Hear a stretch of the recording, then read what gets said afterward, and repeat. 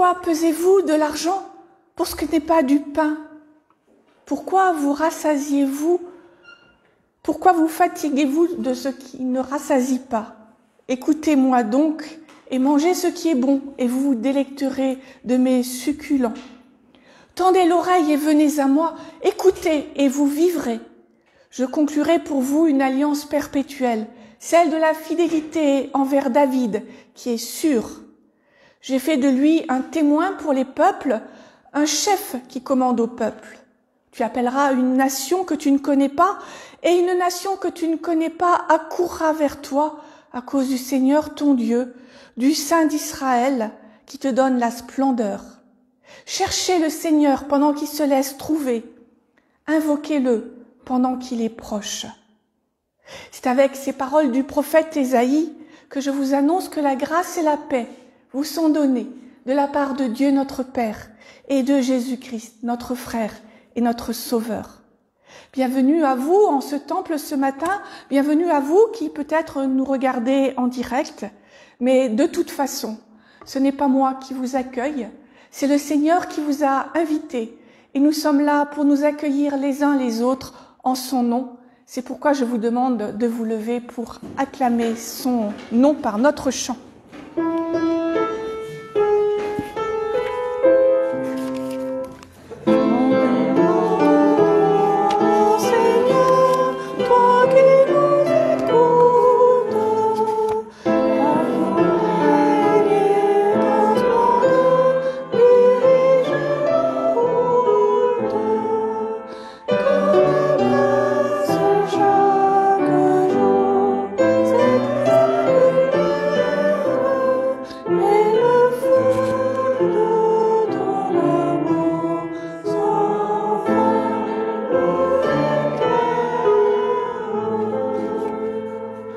C'est Dieu qui nous accueille et nous sommes heureux de nous retrouver.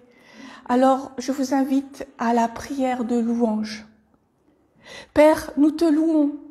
Tu nous aimes et nous sommes tes enfants.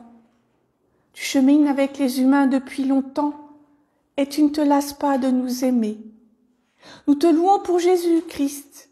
Il a proclamé la bonne nouvelle du royaume. Il a annoncé ton pardon à tous en commençant par les exclus et les pécheurs. Il a marché sur nos chemins, enseignant, relevant, guérissant, consolant. Nous te louons pour l'Esprit Saint qui nous rassemble malgré nos différences et fait de nous un seul peuple, ton peuple. Nous te louons pour ce jour qui nous fait entrer dans la joie de ton règne et nous chantons ta gloire. Amen. Et cette gloire, je vous invite à la chanter avec le cantique 241.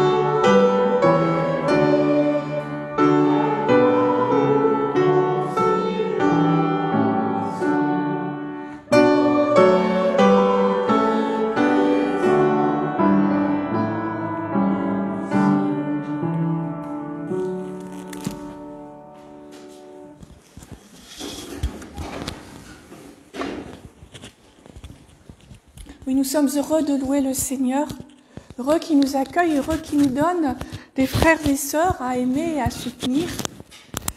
Mais Dieu veut plus pour nous, il veut ce qu'il y a de meilleur. Et c'est pour cela qu'il nous a donné sa loi. Le Seigneur, notre Dieu, est le seul Seigneur. Tu aimeras le Seigneur, ton Dieu, de tout ton cœur, de toute ton âme, de toute ta pensée et de toute ta force. C'est là le premier et grand commandement. Et voici le second qui lui est semblable. Tu aimeras ton prochain comme toi-même. Aucun autre commandement n'est plus grand que ces deux-là.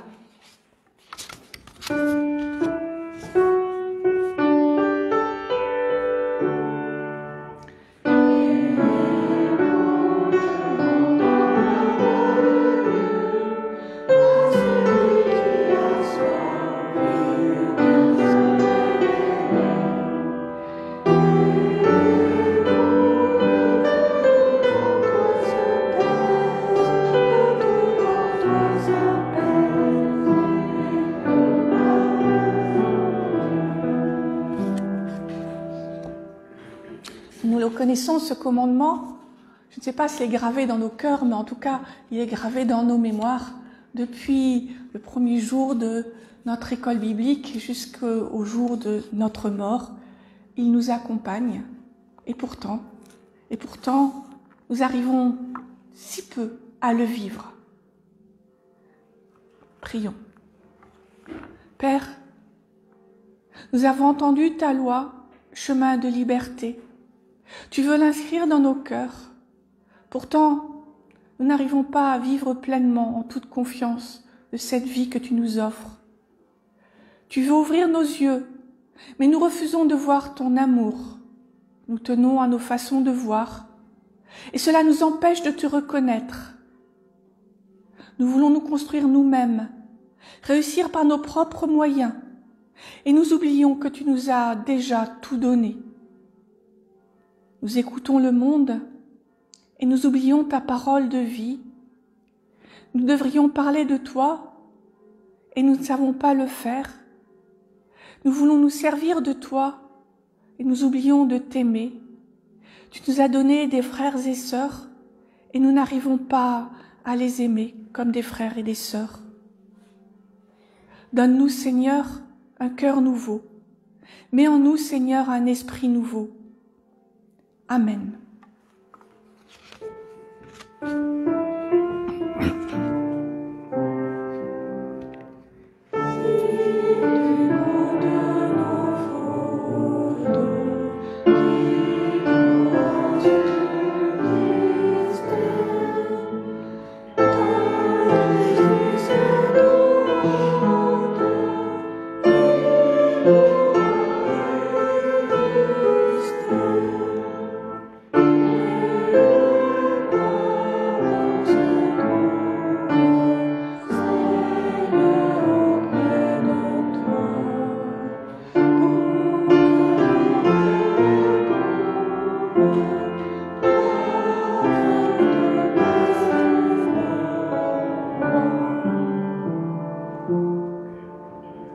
Par la foi d'eux et en celui qui est notre frère et notre Seigneur, nos fautes, nos manquements, nos indifférences sont pardonnées.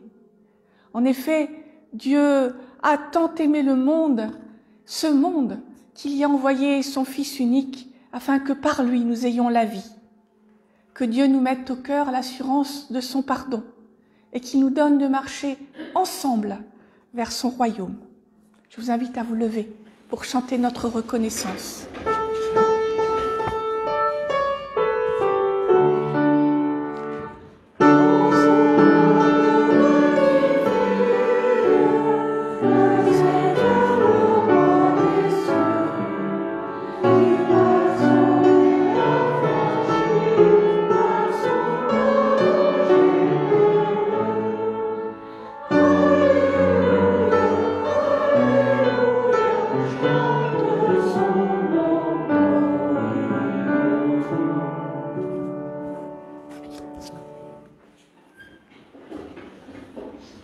Nous prions avant de lire les Écritures afin qu'elles deviennent pour nous paroles de vie. Père, tu n'ignores rien de nos réticences, ni de nos résistances devant ta parole. Tu sais combien nous esquivons lorsque ton évangile se fait trop précis, combien nous interprétons lorsqu'il nous dérange de trop, combien nous l'oublions lorsqu'il perturbe nos vies. Et pourtant nous revoici ce matin à l'écoute de ce que nous disent les Écritures. C'est pourquoi nous te prions que ton esprit nous accorde un cœur ouvert et une intelligence accueillante à ton évangile. Derrière les mots que nous allons entendre, donne-nous de discerner ta parole de vie, ta parole pour nos vies. Amen. Alors, j'ai choisi pour nous aujourd'hui l'évangile du jour, mais je vais vous lire aussi l'évangile de dimanche dernier. Je n'étais pas là, je ne sais pas s'il a été lu, et peut-être que certains d'entre vous n'étaient pas là non plus, donc ça ne fait pas de mal. Dans l'évangile de Luc, au chapitre 4, je vais lire les versets 4 à 30.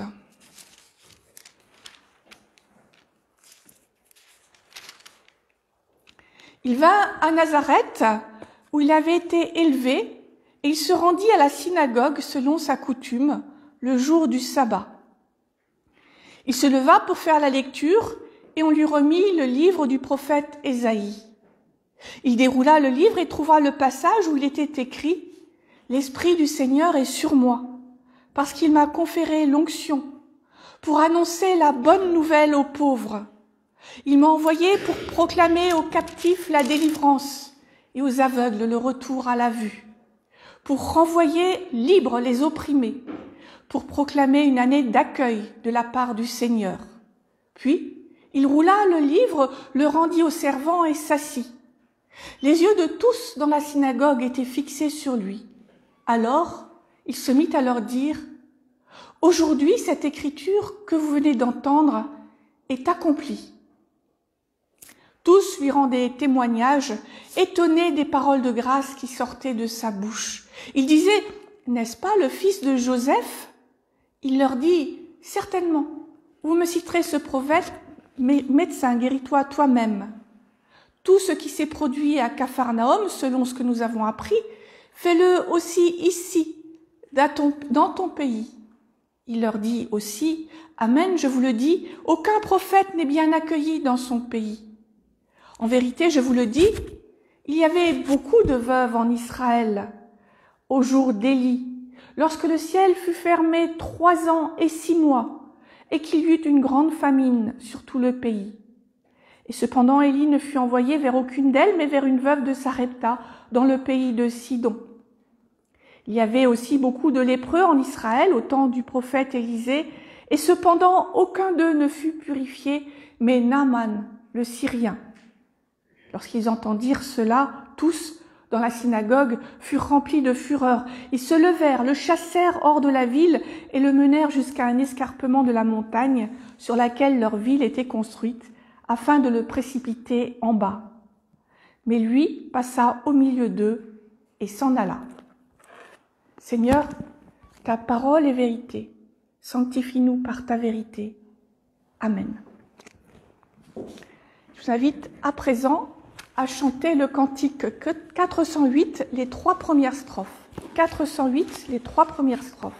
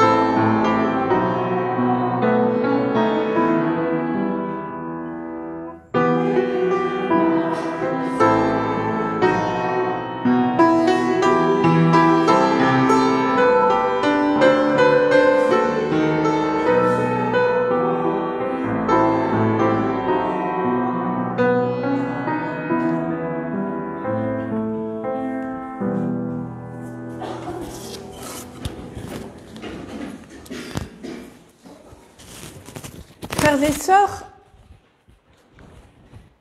Jésus a annoncé une bonne nouvelle à Nazareth. C'est aujourd'hui que la prophétie d'Ésaïe est réalisée pour tous. Et la première réaction est la joie. Joie pour cette année de grâce qui va transformer le monde. Joie parce que Jésus avait un charisme tel qu'on ne pouvait s'empêcher d'être pris par ses paroles. Vous savez, ça arrive pour d'autres. Un orateur exceptionnel fascine son auditoire qui parfois ne sait même plus trop ce qu'il a vraiment dit en rentrant chez eux. Là, évidemment, aucun risque. Le passage d'Ésaïe est connu par cœur, par tout le monde, et sa prédication est lapidaire. Je n'imagine même pas les critiques si un pasteur s'amusait à faire de même. Et pourtant, Jésus a dit l'essentiel, et pourtant, dans tant de prédications, l'essentiel serait dit en une phrase. Joie donc pour l'auditoire, mais surprise aussi. Évidemment, on a invité Jésus à prendre la parole parce que sa réputation commençait à grandir dans la région. Mais sa réputation en quoi? Ça, c'est une vraie question. Prédicateur ou guérisseur? Mais quand même, n'est-il pas le fils de Joseph? Et c'est là que ça dérape. Les auditeurs commencent à associer à la prédication de Jésus ce qu'ils pensent savoir de lui. Et évidemment, ce qu'ils savent de lui, c'est la vie qu'il a menée à Nazareth jusqu'à il y a quelques semaines. Fils du charpentier lui-même. Certains ont sans doute joué avec lui quand ils étaient enfants. D'autres l'ont grondé quand il faisait des bêtises. Bref, on commence à superposer tout ce qu'on sait de lui et qui ne cadre pas avec son ministère. Parce qu'un rabbi, ça devient rabbi après des années d'enseignement auprès d'un maître. Comment concilier cette autorité dont il fait preuve et sa vie d'avant? Les doutes ne sont pas loin. Ça me rappelle une vieille amie qui me posait des questions sur la Bible, puis me disait « Tu es vraiment sûre ?» Comme si mon master en théologie ne me donnait aucune compétence puisqu'elle m'avait connue avant. Ou dans un autre domaine, mon fils, qui refusait de me croire quand je corrigeais l'anglais de son institutrice, pas très au point l'institutrice en anglais d'ailleurs, il avait fallu appeler un ami anglais pour qu'il confirme mes dires. Ou une autre personne qui, parlant d'un de mes jeunes collègues, disait « Je me demande comment il a pu devenir pasteur, lui qui se proclamait athée quand j'étais sa catéchète. » C'est pas pour rien qu'on ne devient jamais pasteur dans sa paroisse d'origine. Jésus comprend tout de suite le danger. Danger non pas pour lui, mais pour l'évangile, pour la bonne nouvelle qu'il annonce et qui risque de ne pas être pris au sérieux. Il pourrait s'en aller discrètement. Il l'a déjà fait. Il va conseiller à ses disciples de le faire par la suite. Si on ne vous écoute pas, partez. Jésus n'a pas convaincu tout le monde, il a connu l'échec. Mais peut-être que justement, il refuse de connaître l'échec ici, d'être celui dont on dira « Mais au fond, il est devenu quoi, le fils du charpentier ?» Parce qu'il a joué avec certains, été grondé par d'autres, travaillé pour d'autres encore, il tient à ses habitants de son village natal. Et sa prédication, c'est l'espérance de son peuple, c'est l'espérance du monde. Il comprend qu'il ne peut pas s'obstiner. Ça serait inutile et même probablement ça ne ferait qu'empirer les choses, empirer le doute de ses anciens voisins. Alors il va prendre le contre-pied de la joie qu'il vient d'annoncer. Il ne va plus provoquer leur joie, vite effacée, mais leur colère. Cette colère qui permettra aux villageois de se souvenir de lui. On n'oublie pas ceux qu'on a voulu tuer. Plus important peut-être, il annonce aussi ce qui va advenir de sa prédication. Ce maintenant qu'il offrait aux villageois, d'autres vont s'en saisir. Et Jésus y va très fort. Ces autres, ce sont des païens, comme dans ces histoires tirées de la vie d'Élie, le grand prophète, ou d'Élisée, son disciple. Il s'agit de 2 miracles. La veuve de Sarepta a accueilli Élie et lui a donné sa dernière galette en temps de famine, mais la jarre à farine vide a continué à donner de la farine pendant tout le temps de la famine, nourrissant Élie, son fils, et elle-même. Naaman le Syrien a été guéri par Élisée, qui l'a simplement envoyé se plonger dans le Jourdain, sans même le voir. Or Jésus retourne ces 2 récits de miracles. Le miracle n'est plus la jarre de farine ou la guérison à distance. L'accent n'est plus mis sur la puissance des deux prophètes, mais sur la confiance de la femme et du général, alors même qu'ils étaient païens. Eux ne connaissent pas Dieu, ou en tout cas n'est-il pas leur Dieu. Ils ne connaissent pas les prophètes, et pourtant l'une accueille et l'autre lui fait confiance. Je dis « et pourtant ». Mais peut-être est-ce là la clé de l'enseignement que nous pouvons trouver dans ce passage. J'écoute vraiment celle ou celui que je ne connais pas. Ce que je sais de cette personne ne peut pas m'influencer puisque je n'en sais rien. Évidemment, Jésus ne dit pas qu'il faut être païen pour croire à la bonne nouvelle. Beaucoup de Juifs d'ailleurs ont cru à cette bonne nouvelle. Mais par contre, l'avertissement vaut pour ces anciens voisins de Nazareth, comme il vaut pour nous. Si nous nous laissons influencer parce que nous croyons connaître de Jésus, alors il nous sera plus difficile d'accepter l'Évangile avec joie. Je dis bien que cet avertissement nous concerne aussi. Nos contemporains d'Occident croient tout savoir de Jésus.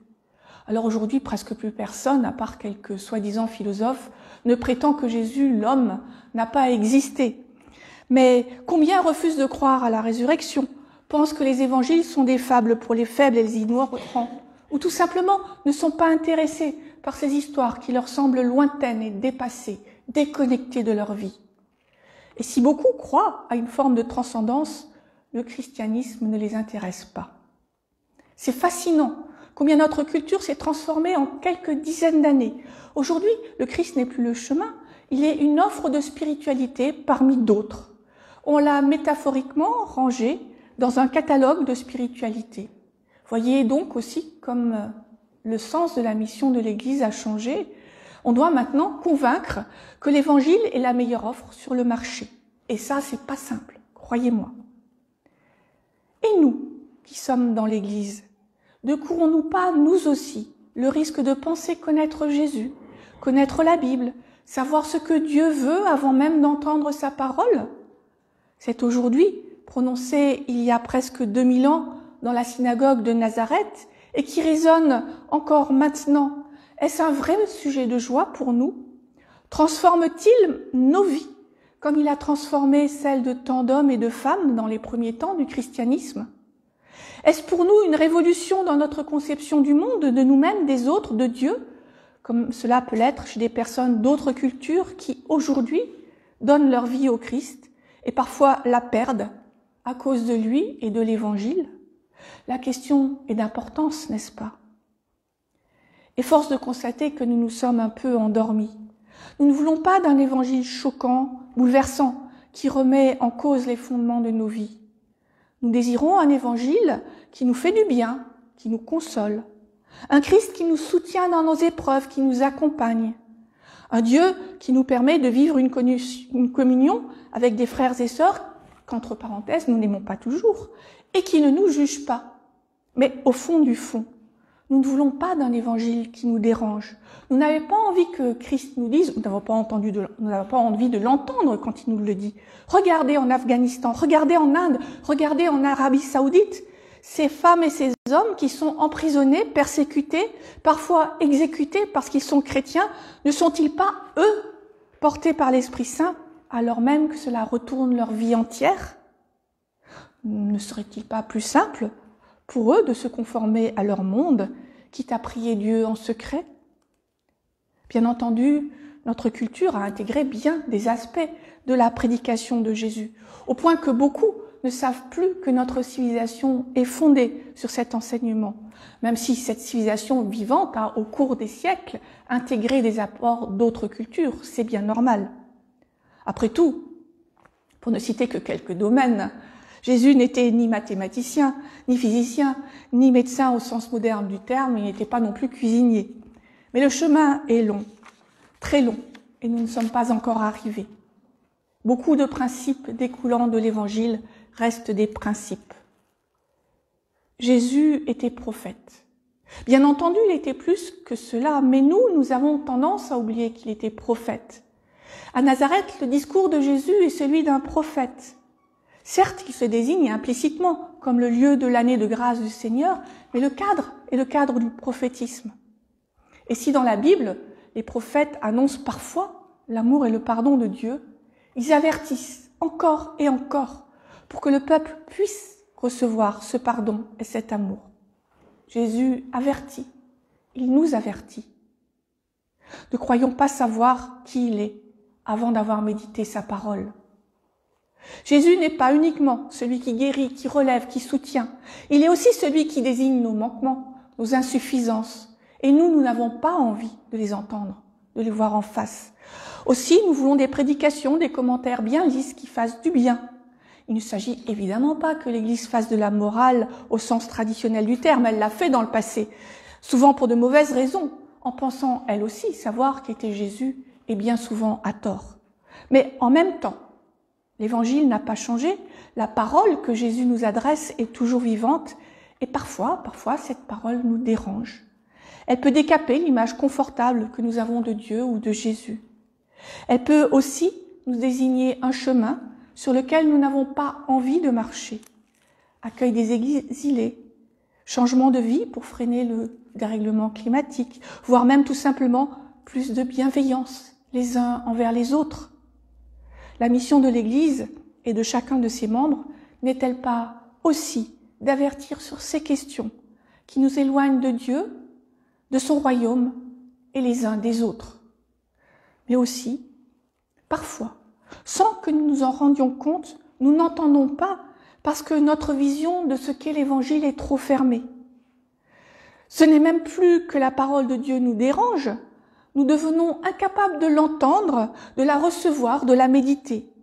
Nous lisons la Bible, nous la relisons et nous n'y trouvons pas la parole qui pourtant saute aux yeux de ceux qui sont au bout du monde et qui, eux, n'ont pas d'habitude, n'ont pas de vision prédéterminée de Dieu ou de Jésus.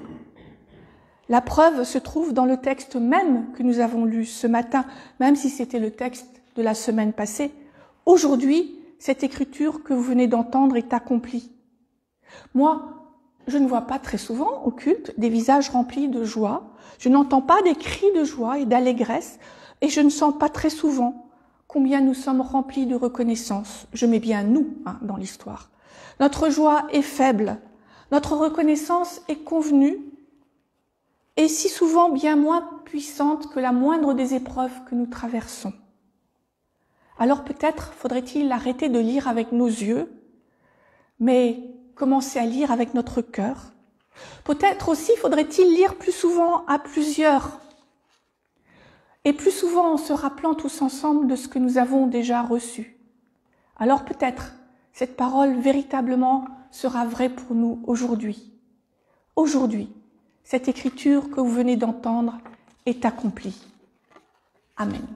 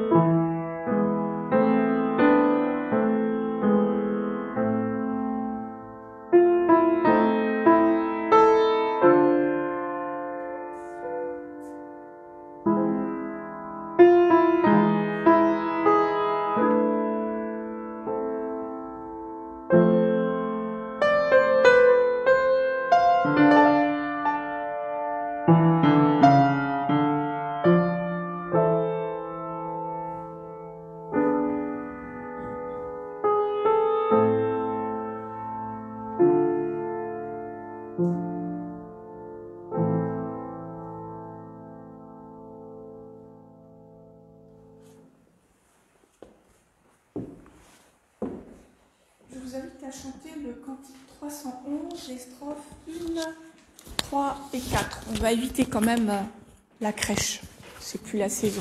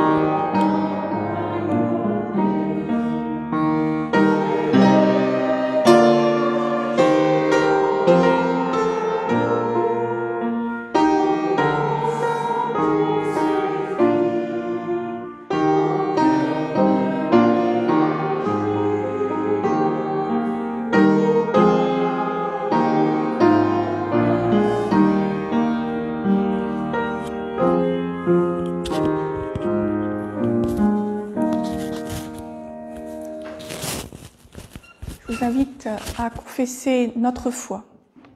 Nous croyons en Jésus-Christ, le Fils unique de Dieu, qui s'est fait homme pour que nous ayons pardon, joie et salut. Il a proclamé inlassablement la bonne nouvelle du royaume de Dieu.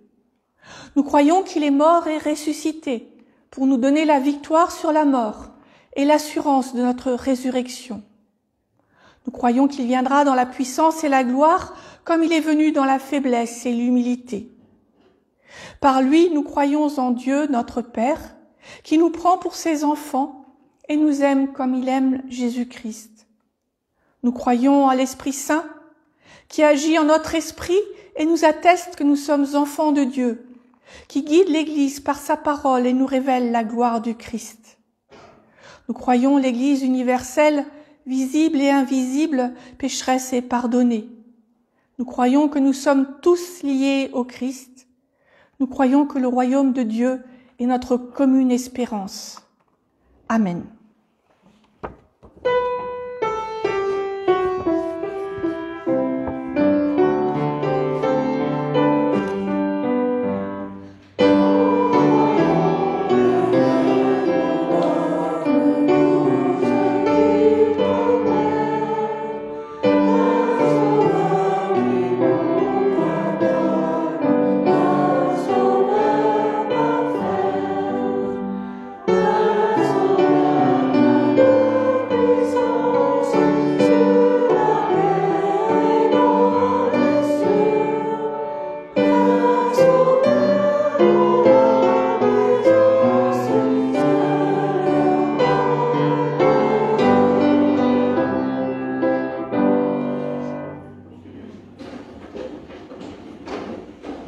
C'est le moment des annonces. Cette semaine, mercredi à 17h, nous avons notre groupe Zoom Les Femmes dans la Bible. Il est toujours possible de venir rejoindre ce groupe parce que chaque rencontre est un peu indépendante des autres, même si Vous avez depuis le temps loupé un certain nombre de femmes dans la Bible, il en reste d'autres. Et puis une bonne nouvelle, voilà, c'est pas dans le futur, mais c'est dans le passé. Voilà, je vous annonce que, eh bien moi j'ai été très heureuse et ça m'a beaucoup porté cette semaine. Notre rencontre Zoom sur la Bible a été très très très riche.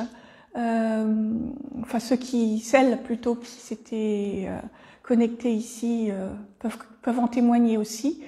Et on se trouve toujours enrichi par une lecture ensemble finalement d'un texte qui n'était pas facile. Nous sommes lancés quand même dans 1 Corinthiens 12, donc c'était pas un texte facile. Je vous invite à relire 1 Corinthiens 12, 13 et 14. Comme ça, au moins, vous serez un petit peu en communion avec ceux qui vont découvrir la prochaine fois 1 Corinthiens 13 ou redécouvrir. Il y a toujours des nouvelles choses à trouver dans ces textes. Voilà. Je crois qu'il n'y avait pas d'autre annonce à part, bien entendu, qu'après ce culte, tous ceux qui souhaitent donner leur avis sur la suite des travaux eh bien sont invités à rester pour un petit temps d'échange, sachant bien évidemment que la décision ne sera pas prise aujourd'hui. On ne vote pas, on vous consulte. Parce que d'autres personnes nous ont déjà contactés par écrit, donc il faut faire après la synthèse de tout ça. Et c'est Joëlle, en fait, qui animera ce temps, puisque c'est elle qui est notre grande spécialiste travaux. Et elle a beaucoup travaillé ces dernières années. Je pense que tout le monde peut lui témoigner notre reconnaissance commune. Merci Joëlle.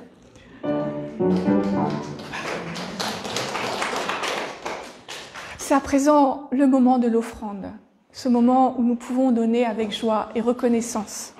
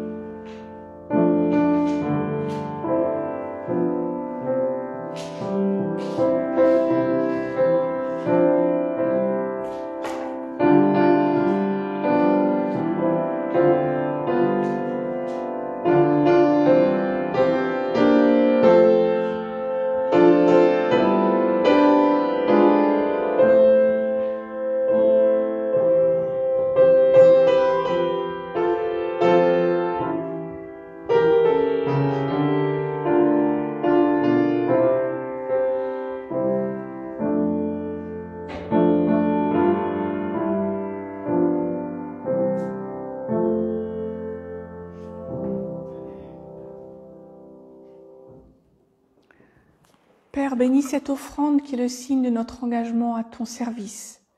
Amen. C'est le moment maintenant d'élargir nos pensées, nos prières, au-delà des murs de ce temple, pour prier pour tous ceux qui en ont besoin de prière, qu'ils soient des personnes connues ou pas. Père, ta parole nous a redit ton amour pour ce monde. Nous te prions pour les responsables des nations qui rêvent de leur imposer silence. Nous te prions pour celles et ceux qui n'ont aucun pouvoir, pas même celui de faire entendre leur voix, et qui fuient devant la force des puissants. Nous te prions pour les riches qu'inquiète le cri des affamés, et nous te prions pour les affamés que révolte le gaspillage des riches. Nous te prions pour les chefs de guerre qui ne connaissent que les armes pour instaurer la paix. Nous te prions pour les artisans de paix qui ne parviennent pas à faire reculer la haine et la violence. Nous te prions pour celles et ceux qui, dans l'insouciance de leur bonne santé, se préoccupent uniquement de leur corps. Nous te prions pour les malades, pour leurs familles, qu'angoissent la souffrance, la solitude et la mort. Nous te prions pour les croyants, sans cesse guettés par le doute, et pour les incroyants qui, si souvent, apportent l'Évangile dans le monde. Beaucoup de nos frères et sœurs comptent aujourd'hui sur notre prière. Nous te le nommons dans le secret de nos cœurs.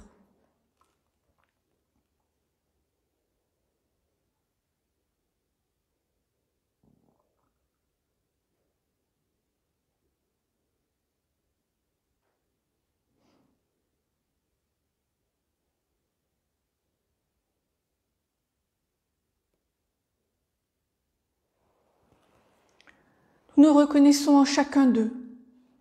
Comme nous avons besoin jour après jour de ta grâce.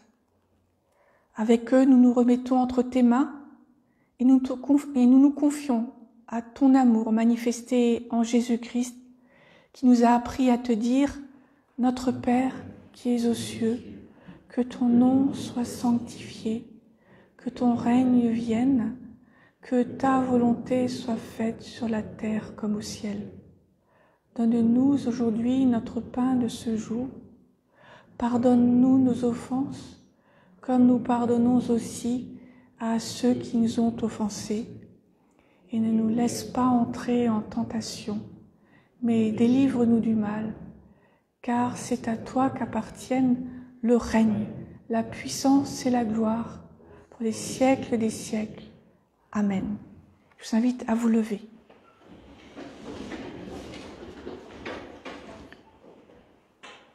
Aujourd'hui, cette écriture que vous venez d'entendre est accomplie. Puissions-nous vivre la joie véritable de savoir cette parole véridique. Le Seigneur, Père, Fils et Saint-Esprit vous bénit et vous garde. Il tourne sa face vers vous et vous donne son amour, sa joie et sa paix. Amen.